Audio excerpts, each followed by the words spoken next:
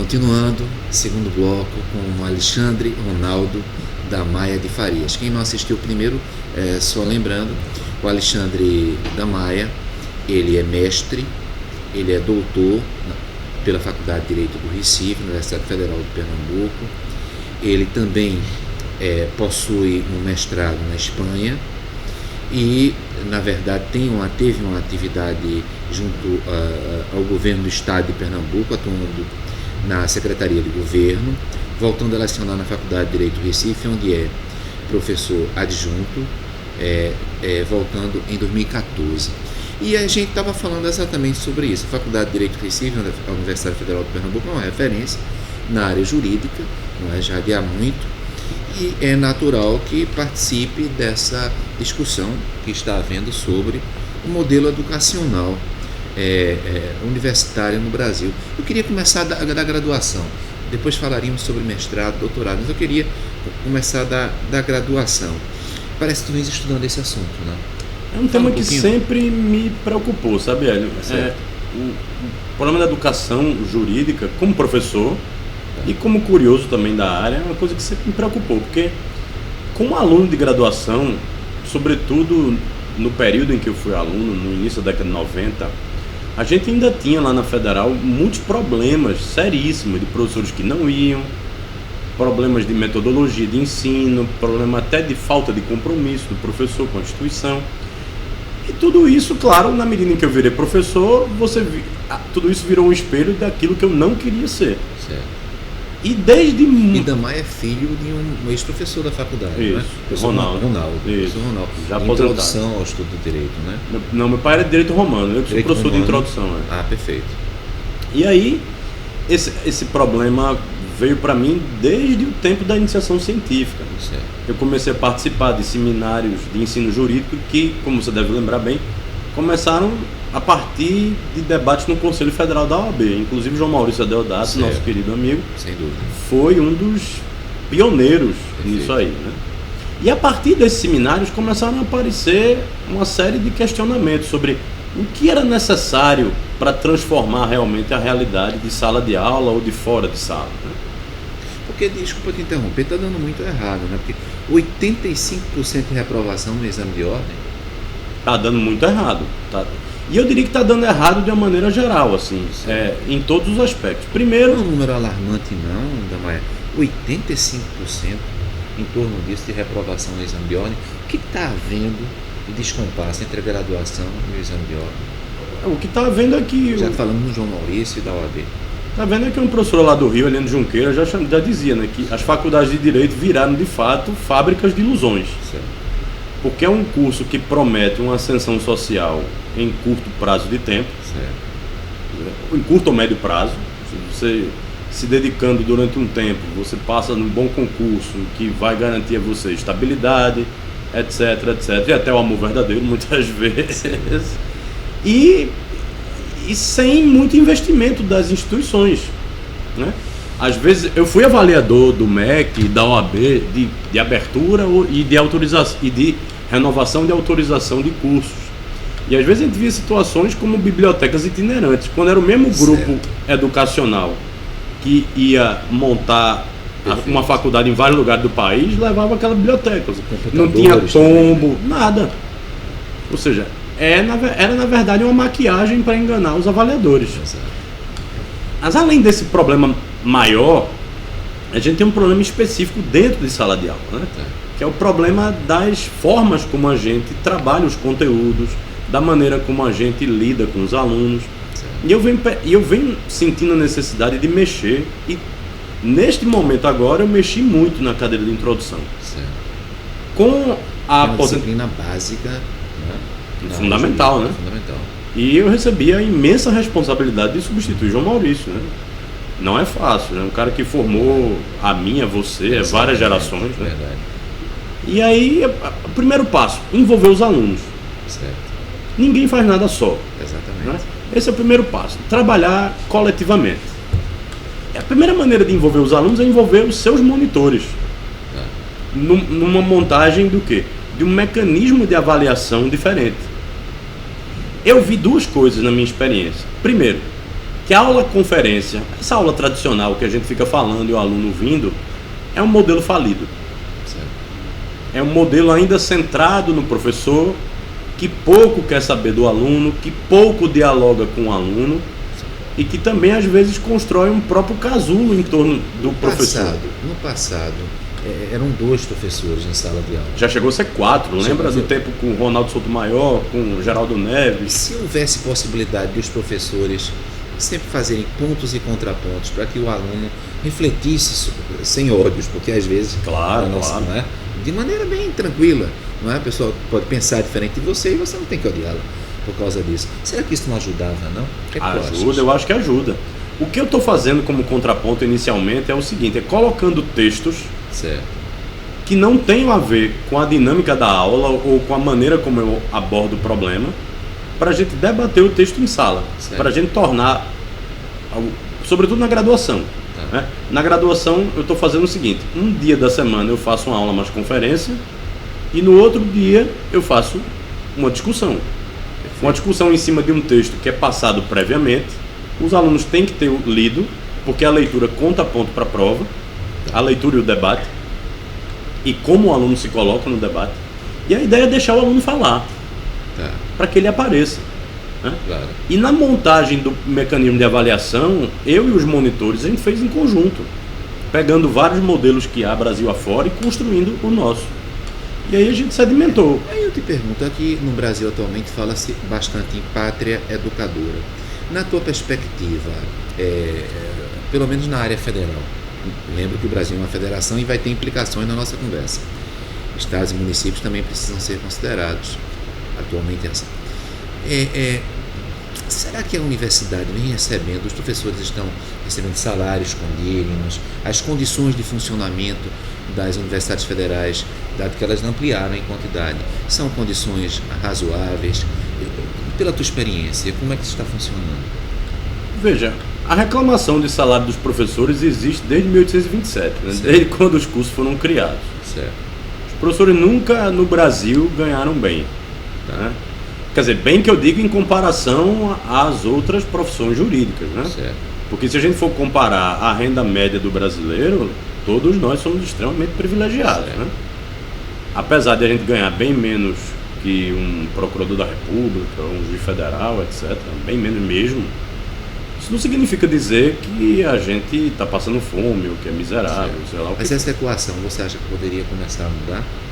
Eu acho que poderia em vários sentidos, não apenas no aspecto salarial. Certo. Eu acho que se, por exemplo, a gente tivesse a estrutura que certas universidades mundo afora têm, em que, por exemplo, você precisa de um livro. Ao invés de você comprar do seu parque patrimônio, você solicita à universidade e a universidade compra e coloca lá no seu gabinete.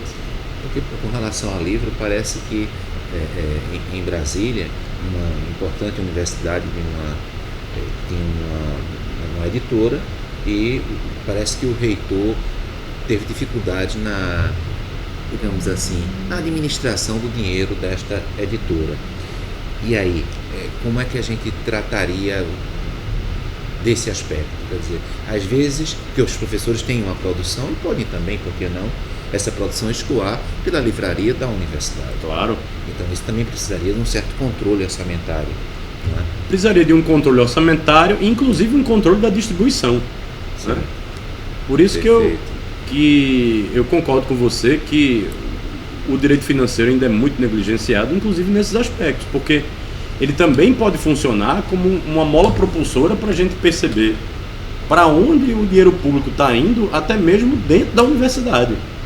Você verificar o quanto uma editora gasta, como ela gasta para levar aquele seu autor para ser conhecido nacionalmente, permitir que o livro tenha uma distribuição decente em todas as livrarias da área no Brasil. Né? Mas aí nós precisaríamos mudar o nosso perfil, porque note, é muito comum, digamos, um governo ser criticado e muitas vezes justamente criticado pelo descontrole no orçamento. Mas a oposição, a cada 2 meses, tinha a obrigação constitucional de fazer o acompanhamento da execução orçamentária. Não faz. E não faz. Então, em que medida uma oposição pode apontar o dedo para deslizes sérios orçamentários, quando, na verdade, também ela fazia parte enquanto atribuição constitucional, para fazer o acompanhamento dessa execução.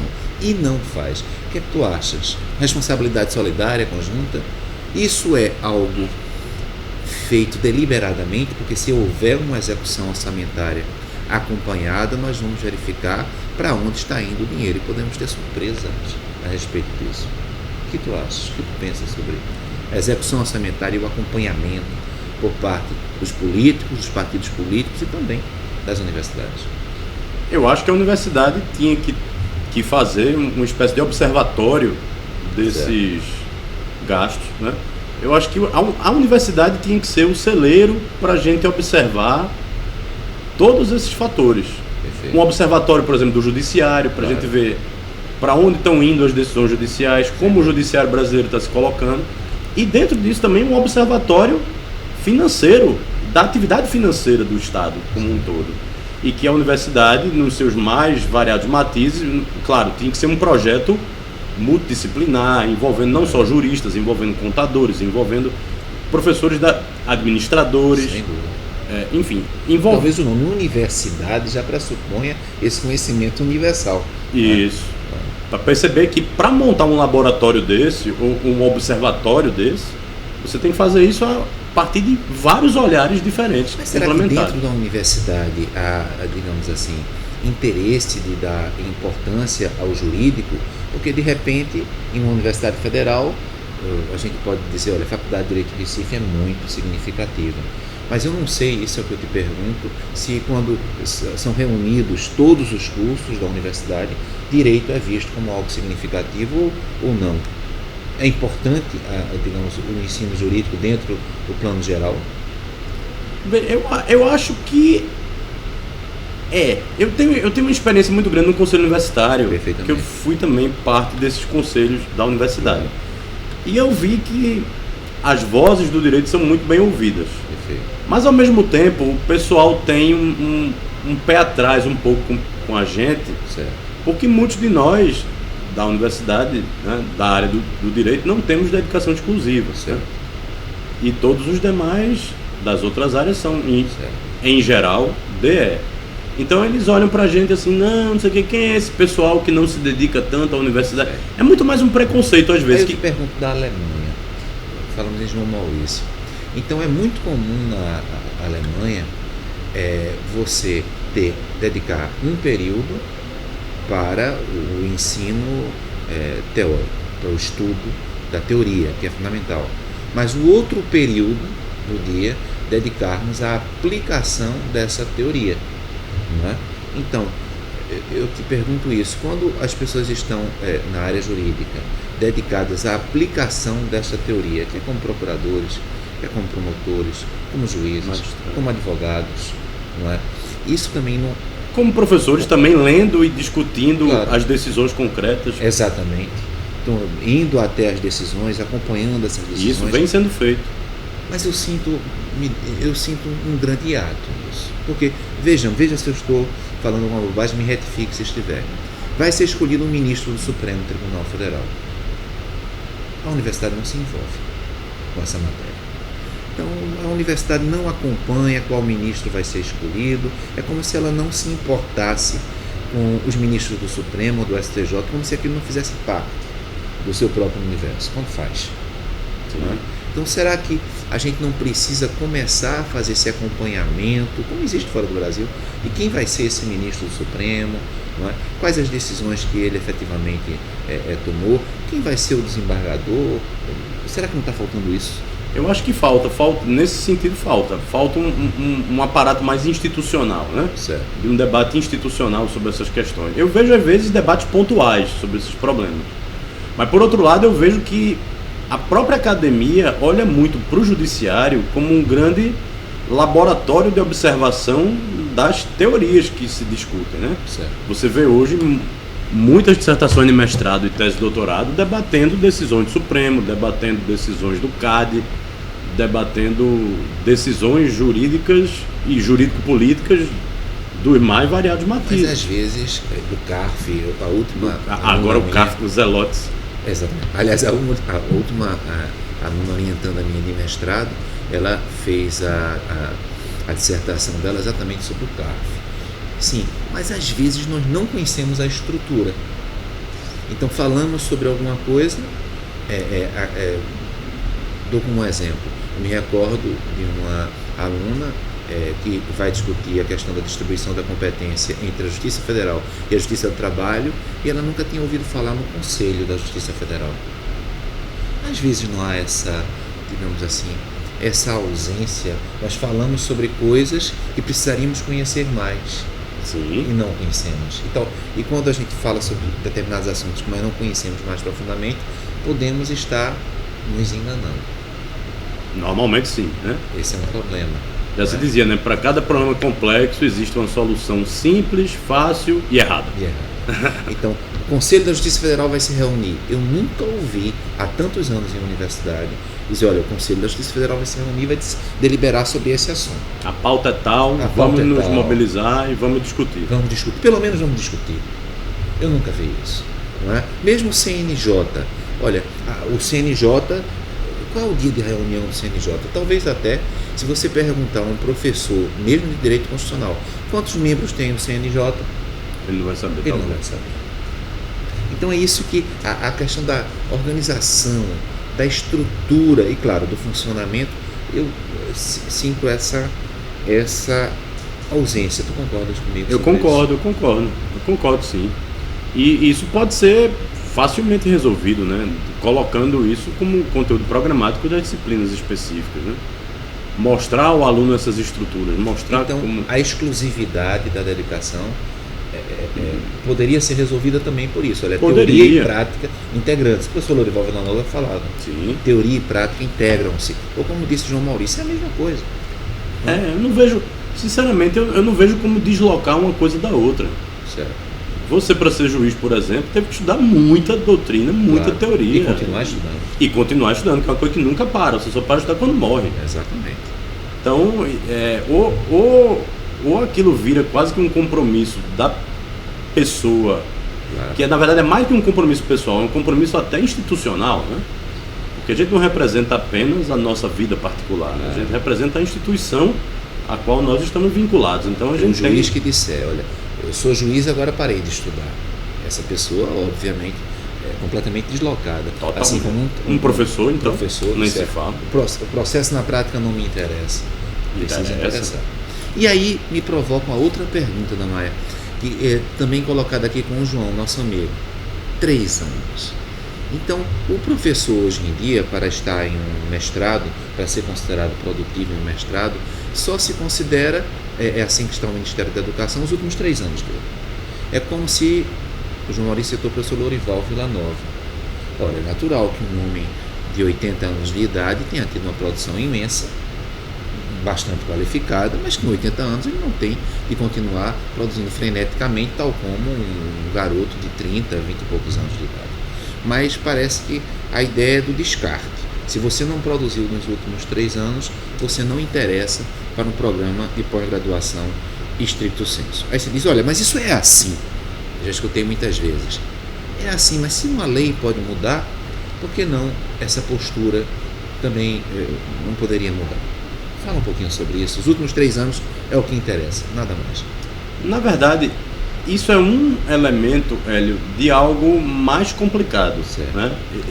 Essa coisa de só observar a produção de 3 em 3 é um dos elementos, isso é um dos elementos de um problema maior, que é o problema de a gente transformar a pós-graduação ou os programas de pós-graduação numa conta de chegada para atingir aquela pontuação que a CAPES deseja que você atinja. E o pior, essas coisas ficam mudando a cada momento, você não tem uma estabilidade institucional quanto a essas coisas. Isso é um problema talvez até maior. Uma revista que hoje é B4, amanhã, no ano que vem, ela já está como A2. Ou uma revista que não circula, que é A1. Né? Uma revista que ninguém lê, que uma fica... revista estrangeira que não tem um lobby. Ou uma revista brasileira que fica num programa de pós-graduação perdida no interior de algum lugar, certo, que tem alguém influente ligado a ela e que faz com que a coisa faz com que ela tenha um conceito maior ou menor, né? Então, o que a gente está vendo é meio que exatamente, a transformação do professor numa máquina de escrever. Certo. Pouco importa a qualidade do que escreva, né? Certo. Porque existem temas, né, temas filosóficos, às vezes são muito mais difíceis de se elaborar, né? Claro. Requer maturidade, requer não só estudo, requer reflexão, requer o passar dos anos para você ir olhando o mundo com cuidado, né? Tem um amigo meu que diz, né? Um manual é a primeira coisa que se lê e a última que se escreve. Certo. Porque para você chegar a um poder de síntese para escrever um manual, isso requer muitos anos de estrada, muita maturidade. Mas escrever um manual nos critérios atuais é o mesmo que nada. É mesmo que nada, exatamente. Não sei se vocês estão entendendo a conversa, mas é isso. Então, para um professor participar de um programa de pós-graduação estricto sensu hoje no Brasil, ele precisa ter uma produção intensa, que é o que mais vale, nos últimos 3 anos. Sobretudo de artigos, né? Sobretudo de artigos, porque há um sistema chamado WebQualis e, dependendo de onde você publica este artigo, você produz mais pontos ou menos pontos. Isso. O professor hoje virou isso. É quem tem mais pontos, quem tem menos pontos, a partir da sua produção. Então, o professor mais experiente, que pode ter uma produção boa, mas não tão intensa assim. Nos últimos 3 anos, né? Ele pode ter produzido muito, como o Ivo Dante, que continua produzindo muito, é um excelente professor, mas pode chegar um momento no futuro em que a produção diminua. Isso quer dizer que Ivo é menos professor? De maneira alguma. De maneira nenhuma. E talvez o aluno, e a gente está falando para muitos alunos também, claro, aqui, para juízes, enfim, para profissionais do direito em geral, não é? Talvez o próprio aluno prefira em um mestrado ou em um doutorado ter um professor Lourival Villanova, claro, não é equivalente do que uma pessoa que teve uma produção muito intensa nos últimos 3 anos, não é? Fala um pouquinho sobre. Você concorda com isso? Concordo. Eu acho que Lourival especificamente é uma espécie de Raduan Nassar do direito, né? Certo. É aquele cara que tinha muito cuidado com o que escrevia. É uma mistura de Raduan Nassar com João Cabral de Melo Neto. Certo. É aquele cara que tinha muito rigor na forma, certo, tinha muito cuidado com cada sílaba, com cada palavra que se colocava ali. E que, portanto, portanto, às vezes, para ele, escrever era um parto longo, de longuíssima duração. Ou seja, muito mais difícil do que fazer comentários a uma lei de 3 artigos. certo. Então, e que às vezes vira um artigo publicado numa revista WebQualis 1. Exatamente. Então, o esforço de Lourival nesse sentido não seria considerado, né? E eu cheguei a conviver muito com ele, e eu estive na casa dele na época, e eu vi lá, ele me mostrou pilhas e pilhas de papel, que na verdade eram textos que ele tinha produzido, mas que ele me disse que tinha, eu não sei se vergonha, não sei se ele usou essa palavra diretamente, mas é como se ele tivesse uma espécie intelectuais, né? É um pejo para querer publicar, como se ele tivesse, isso não é tão bom assim. Mas aí a gente tem que pensar, né? O grau de exigência que Lourival colocava para ele mesmo era altíssimo. Então, a maneira como... Então, você pode imaginar o quanto de coisa sensacional está ali naquela papelada, né? E que não viu a luz do dia, muito mais pelo cuidado que ele tinha com a produção, mesmo, né? de ter uma produção de qualidade, de altíssima qualidade, do que ter uma produção quantitativamente alta, sem ser qualitativamente boa. E aí, às vezes, o que está acontecendo no Brasil, sobretudo na área jurídica, é isso. E aí vamos à antípoda disso, que é o aluno que faz a graduação pretendendo fazer um concurso, não é? Que há uma ideia ainda forte no Brasil de que quem realiza o curso de Direito deve ser procurador, promotor, juiz, advogado. E na minha ótica está se esquecendo a possibilidade de o aluno também ser pesquisador, não é? E aí o curso de Direito não poderia ser apenas um curso de memorização de leis para efeito de realizar um determinado concurso. Isso é importante, mas não é só. Também haveria essa possibilidade do aluno vir a ser pesquisador. Eu pergunto, na graduação, não há ainda falta de informação para o aluno de que ele pode sim, com dificuldades, tudo na vida tem dificuldades, começar a pensar em, ao lado de ser, não há nenhum prejuízo, advogado, procurador, promotor, mas ele pode ser pesquisador. Está faltando isso não é? Eu acho que já melhorou muito. Certo. Eu acho que na Universidade Federal de Pernambuco, nos últimos anos, isso já melhorou, por uma série de fatores. O primeiro deles, pela oferta de bolsas para estudantes de graduação das mais variadas naturezas. Você tem bolsas, por exemplo, para jovens talentos, em que até aluno de primeiro período já tem bolsa. Você tinha bolsa no início, em meados dos anos 2000, já para alunos carentes, que podiam ganhar bolsa também já no primeiro período, desde que se destacassem nos estudos, para poder custear uma coisa aqui e ali. E aí começaram a aparecer os jovens talentos, como eu disse, as bolsas de iniciação científica aumentaram, as bolsas de extensão aumentaram, os projetos de extensão também. Então, claro, depende muito do professor e da instituição, claro, de quem coordena a instituição, levar as informações aos alunos, mas em geral os alunos da Faculdade de Direito são muito antenados nesses editais e já procuram os professores que fazem pesquisa e que se destacam para que possam orientar esses trabalhos. Projetos de pesquisa financiados. Sim. Financiados inclusive pelo poder público. Está sendo comum vocês apresentarem projetos de pesquisa financiados pelo poder público. Na área de introdução isso vem sendo comum, porque eu sinto que na área financeira e tributária existe, mas é um tanto carente ainda. Talvez porque passe a ideia de que financeiro e tributário não seja, ao meu ver, uma ideia equivocada, tão importante assim. Então vocês têm Ou talvez que o tributário já é muito rico, não precisa de bolsa, entendeu? Isso é também preocupante, porque se você só permitir ao tributarista rico estudar direito tributário, o que é natural, ele vai ver a realidade na perspectiva dele.